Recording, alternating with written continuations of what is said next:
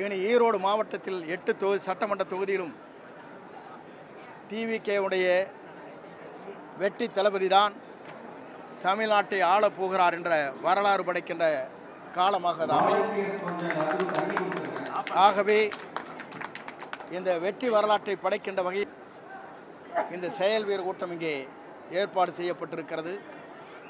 உண்மையிலேயே அன்பு சகோதரர் விஜய் பாலாஜி அவர்களுக்கும் அவருக்கு உறுதுணையாக இருந்த அனைவருக்கும் என் பாராட்டுதலையும் நன்றியும் நான் தெரிவித்துக் கொள்கிறேன்.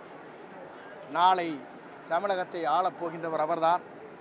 2026 தேசிய கொடி ஏற்றி வைப்பவர் அவர்தான் என்ற முறையில் வெற்றி தளபதி வீரனை போட இருக்கிறார் என்பதை மகிழ்ச்சியோடு நான் தெரிவித்துக் கொள்கிறேன்.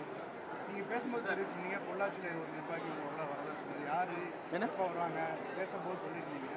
அவர் அமெரிக்காவில் இருக்கார். அதுக்கு முன்னாடி யார் சொன்னாங்க? அது சொல்லக்கூடாது. அவர் பெரிய டாப் லெவல் இருக்கிறாரு. அவர் ரொம்ப சாதாரண ஆள் இல்லை, பெரிய லெவல் இருக்கிறவர். அண்ணா திமுக நட்பு இருக்குது, திமுக இருக்குது, எங்களோட இருக்கிறாரு. அவர் சொன்ன வார்த்தை அவர் பேரை சொல்ல நல்லா இருக்காது.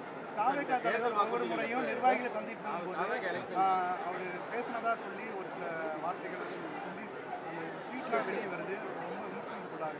இந்த மாதிரி அதாவது அவர் பேசுறது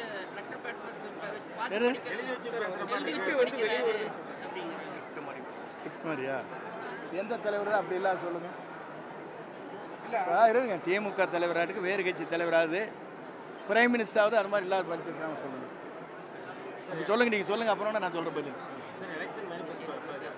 விரைவில் பேசிட்டு இருந்தீங்க. இப்போ அதிமுக திமுக எப்பவுமே தோக்கடிக்க முடியல, தாவேக்கா தான் தோக்கடிக்கும் அப்படின்னு சொல்லியிருக்கீங்க.